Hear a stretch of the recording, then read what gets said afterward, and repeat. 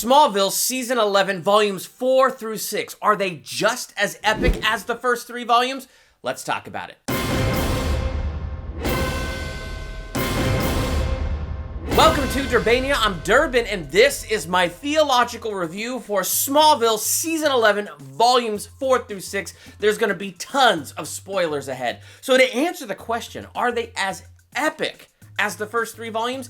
Yes, though there is a little something that kind of holds me back on this one, and a lot of that resides in Volume 4, some of the things that hold me back. It's not that Volume 4 was bad. I thought it was still really good and carries on a really good story, but there were certain elements of the story that, I don't know, I kind of struggled with. So that's why I'm giving Volumes 4 through 6 a B+.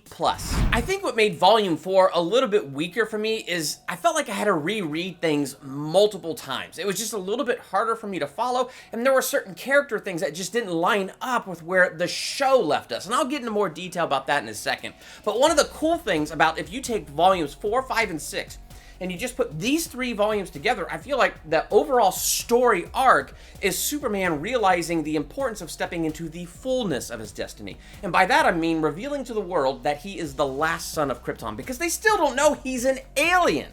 And he hasn't done it because, well, it doesn't feel like it's a good time. Because the world just had contact. They just saw Darkseid and Apocalypse, and they saw these demon-looking things on Apocalypse. So here he's thinking, all right, not the right time. But the lesson and moral that Clark learns throughout this is the truth, whether it's convenient or not. And whether there's a convenient time for the truth or not, the truth needs to be spoken in love, and he's withheld it, and now he's got to say it at a time where it's even more inconvenient.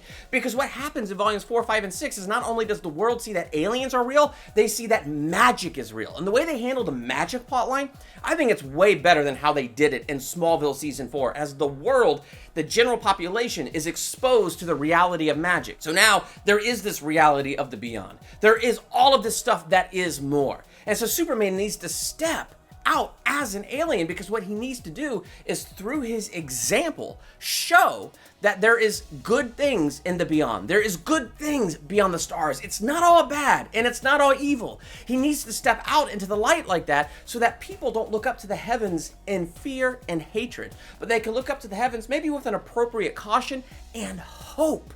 And that's what he needs to do, and that's what he needs to change. So one of the first ways we see this is in Volume 4, where he has the Legion ring, and, Booster Gold has it, and so a protocol comes through on the ring, and it says, hey, you're not a Legionnaire, and so the powers quit working for Booster. So he wants the powers because he wants to be a hero, so he takes it to Clark. And the moment Clark touches it, it goes, oh, a Legionnaire! And it recalls him to the 31st century. So where Season 8, we had Lightning Lad and all of them coming from the 31st century to our time, now Clark gets to come to the 31st century and see what that's like. And overall, it's pretty cool and pretty interesting, and to see, this huge statue of Clark there, so the world does, revere Superman, so it's very cool to see that. But also you see the Earth is at war with another planet called Argo. Now Argo is New Krypton, and you remember New Krypton because we got that in Season 9, where Clark saved the Kandorians and, using the Book of Ra, opened up that doorway and they were pulled through to another plane of existence. Well, somehow they turned that planet into a world ship, and they brought it to be between Venus and Earth. So there, it kind of sits there in the yellow sun, so they all got their powers and their abilities, and they wanted to be, in league with the United Planets.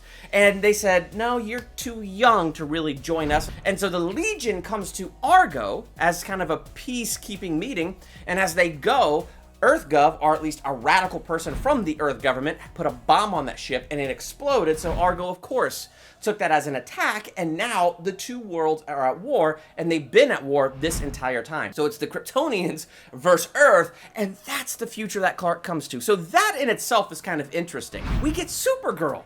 Now, Season 10 had a weak ending to her story. She got 1 episode, disappeared for a chunk of the season, and then when she comes back, here she is doing this mission Jor-El sent her on, and right when she's about to accomplish it, Jor-El calls her back and says, no, never mind, don't need you. Clark has matured, and now he's ready for his destiny, and your destiny is in another time, in another place. And it's like, what?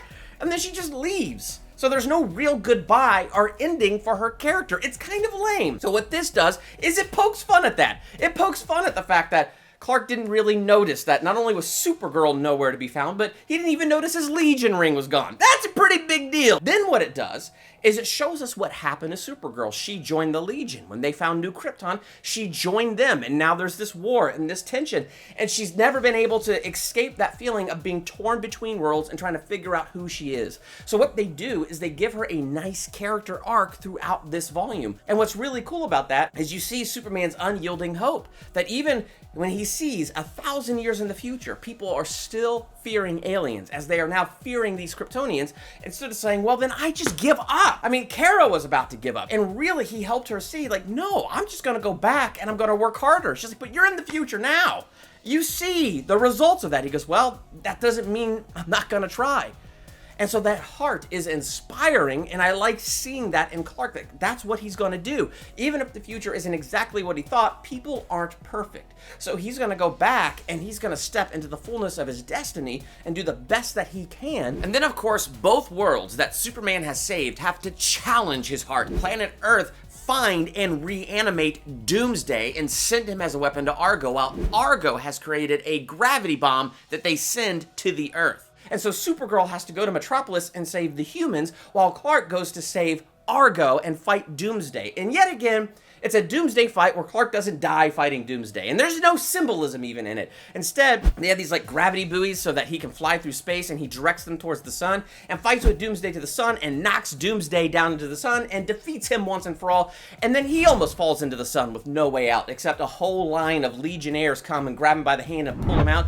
And it reminded me too much of the Green Lantern ending with Ryan Reynolds. But really what you find is Argo and Earth make peace. So again, you see this amazing example of Clark, his heart, and his leadership. You have Supergirl's plot, or character arc, ending with her being comfortable in her own skin. She doesn't know what her destiny or her calling is, but she has a new sense of purpose and home regardless. So it's very cool how it does a better job ending her character arc than the show did, and kind of poke fun at what the show did. And of course, then this leads us to Lois Lane, who during this time was pursuing a story in Africa. There's rumors of this angel of the plateau who's taking on warlords and saving children from the slavery that they want to put the kids into. And so Lois Lane is coming to figure out who this angel of the plateau is. And lo and behold, it's Lana Lang. No, God! No, God, please, no! No! No! No! Okay, I'm not a Lana fan. Hashtag in the Lana drama. But I will say she wasn't as bad in this comic book as she was in the show. So here she has that nanite suit that she got from Lex Luthor, covered in those nanites with all of that power, and she's using it to take on tanks to save these children from warlords, and basically she's raising them herself, because if she takes them back to the tribes, well then the tribes become targets for other warlords, and so what she's doing, she's protecting them, because if they come for her, well then she can fight. And so here she is giving them freedom and giving them a childhood, because her childhood was robbed from her in the first meteor shower. So you really get into her motivation and why she's doing what she's doing. And when she and Lois meet, I feel like Lana's kind of cold. Like, she's not as drama-filled as she is in the series, but I just feel like she's cold. Like, there's this line where I think Lois is joking around like, I feel like I should give you a hug. Should I hug you? And Lana looks at her with this look on her face and goes, no.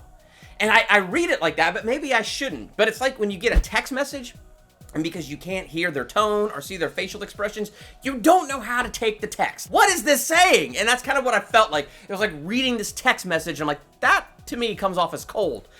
But is she really trying to be funny? Like, I don't know. But then we bring in John Corbin Metallo, and he's the villain of this storyline, which I don't like even a little bit, because the way season 9 left us, his character had this amazing character arc, and we left him in a really good place. And I loved how we ended it with Metallo. And this didn't build a good enough bridge for me to see why he descended back into madness, into craziness, into being a bad guy. It didn't really do a good enough job building that bridge so that I could see why he is where he is now.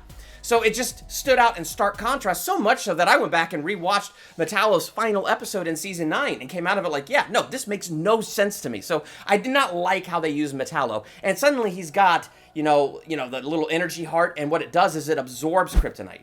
And so when he fights Lana, it absorbs all of her superpower. It takes all the nanites off of her, and he absorbs it, and it gives him this new power to mentally call motorized parts and guns and things to himself. So he's like War Machine from Iron Man, and so he's got all these weapons on him and stuff. And then Lana and Lois, powerless, take him out pretty darn fast. Just felt weak. because I have no idea what turned in his head that he's such a bad guy now. And then he shows up and he's gone in 2 seconds. So there was really no development for his character at all. So Metallo, is the one who really pulls that story back for me. And I do like where Lana ends in this, because where she ended for me in the show is she's just so power hungry. She wants Clark's powers, and this time her powers are stripped away from her and no chance of ever reclaiming them, and she's at peace about it. And she wants to stay in Africa because she wants to continue to help these kids in every way that she can.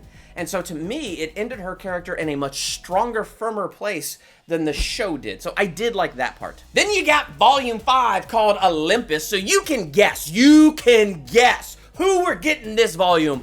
Wonder Woman! We got the Smallville version of Batman previously, and now we're getting the Smallville version of Wonder Woman. It's so exciting, and just like Batman, they did a fantastic job with Wonder Woman. I think they had a good, unique interpretation, and her storyline is the one with all of the magic. It's where magic goes public to mankind. It's where the world turns yet another corner, and where yet again, something that drives Superman to announce to the world, I am an alien. And so it's very interesting how it all ties into all of this. So first off, I do like this unique interpretation. So first you have Diana and Steve Trevor when they're little kids. Steve Trevor's ship or plane crashes and he washes up on the beach. His parents are dead, and Diana makes him her secret boy because men are not allowed on the island. So she hides him. And it's some years, like 5 years or so, that he is on the island in secret as Diana and him grow in their friendship and get to know each other till Hippolyta discovers it. So she comes and takes Steve Trevor off the island, and then she just doesn't return. But it turns out Steve Trevor had nobody else in our world, so she stayed to help take care of him, and then ends up getting kidnapped by the DEO. So it's a very good interpretation of the DEO as well. And Steve Trevor ends up becoming an agent, a high-ranking agent of the DEO as time goes on. And apparently also he's Lois Lane's ex, which is just hilarious. So Lois Lane dated Steve Trevor, she dated Arthur Curry, and she dated Oliver Queen, and now she's engaged to Clark Kent. The woman definitely has a type. But with Hippolyta missing, then you have about, I don't know, a decade before this, Wonder Woman comes to the United States looking for Hippolyta. And so in the process of this and time, she ends up becoming a vigilante. Now here she is in Washington, D.C., and she's this woman in white. And she ends up saving Martha Kent in the beginning, which is a very cool scene. And of course, this draws Lois and Clark to the scene to investigate. And then Clark realizes, crap, it's magic. As harpies get sent to fight, like literal harpies from Greek mythology, and he fights them along with Wonder Woman and Lois Lane. It's a pretty epic battle, and he's trying to help Diana find Hippolyta, so it's cool to watch the bond between the Smallville Superman and the Smallville Wonder Woman grow, and to see them become friends, and how, you know, again, Clark's heart, okay, I'm going to help her. I'm going to help her find her mother. And so there's a lot of really cool action sequences with Wonder Woman that are really cool, and I wish I could see them in live action. Because at one point she like takes chains and wraps it around a tank, shoots underneath it, and pulls and flips the tank upside down. I'm like, holy crap, I want to see that. It's like an animated movie or a live action thing. I want to see it, not just read it, because that's pretty awesome.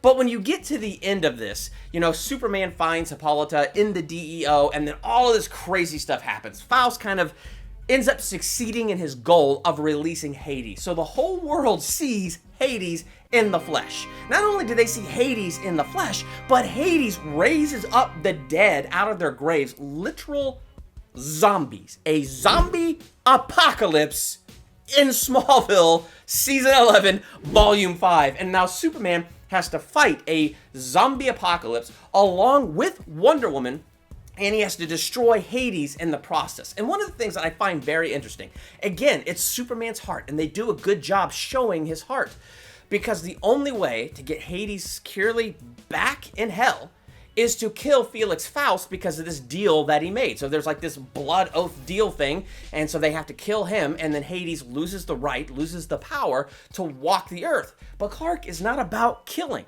In his mind, there's always another way, and he even says that to Diana. So in this great fight that they have with Hades, Clark grabs a hold of him, jumps into space with him, and shows Hades the stars. And he says, you need to yield and go back to hell. Otherwise, I'm gonna fling you out there into the great void, and you will spend eternity after eternity, lifetime after lifetime, floating, watching the stars blink out with nothing to rule and nothing to do, just eternally floating. So Hades yields and agrees to go back to hell, and then Wonder Woman throws Faust in hell. But the point of all of this is what's most interesting to me. The world sees magic as real. And they keep saying in this volume over and over again, the world is turning a corner, and it's turning it too fast. Can mankind really handle it? So at the end of this volume, Superman goes public to the President of the United States and to the world that he is the last son of Krypton. He himself is an alien. And like what tends to happen in our world now, everybody's divided. And Clark is hovering over the earth and he's listening to people's reactions to the fact that he's an alien. And a lot of people are just really ticked off that he's come forward with that now, meaning has he just been lying to us this entire time? And so now there's this trust issue between Earth and Superman, and he's trying to win that trust back. And of course, as he's trying to win that trust back, what happens? Another rift in space, something comes streaking through the sky over Russia and crash lands down in Russia, and it is a frickin' Monitor. You know, one of the monitors from Crisis on Infinite Earths. Now, this is an interesting volume because we're getting to the end of the season. And just like with all Smallville, when you get to the end of the season, all right, it's time to dial back on some of these side stories. And it's time for the payoff. It's time to take these things we've been doing on the side and take all of that and bring it together to this main storyline in this main event. And I feel like this volume does a really good job doing that. Because you see Lex Luthor and Otis, and by Lex Luthor's own investigation, his experience with Lionel Luthor from Earth 2 begins to put together there is a second Earth. That second Earth was destroyed, and now this being with the same signature of something extra dimensional has crashed in Russia. So he's going to get on his own private jet, and he's going to go and he's going to talk to the Monitor.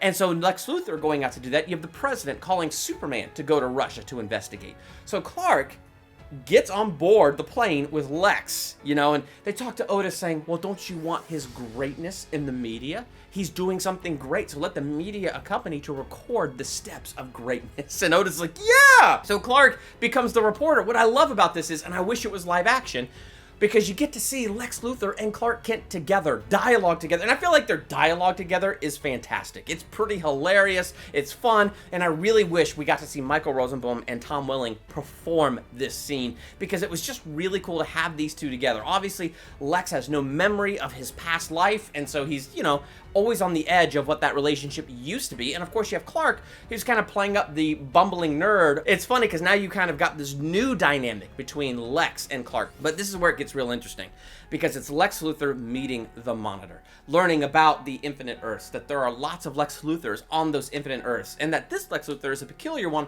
because of his memory loss. So it's kind of interesting getting into that. It's interesting when the Monitor escapes and starts fighting, and he's like, ah, Superman, as Clark comes out as Superman, and he's like, can't wait to see how weak this Earth's Superman is. And they have an epic battle where Clark gets hurt. He's like, crap, this guy can hurt me? What is this dude? And so it's very interesting as they build up this whole thing of the Monitor, and then Superman has to go away, and Lex and Clark go on another adventure and end up at Chernobyl, find a hole underground where the Monitor's ship is. And it's fun, again, a Lex and Clark Kent adventure to see this Lex Luthor and this Clark Kent talking. So I had a lot of fun with that whole Lex and Clark segment. And one of my favorite parts is when they find the ship, they end up doing battle with the Monitor. They come back above ground. Of course, by battle, I mean it's mostly Lex and Clark running for their lives, and Clark trying to figure out, where can I change into Superman? Where can I get away? And they're on this bridge, and Clark gets shot with this laser beam, falls into the freezing cold water.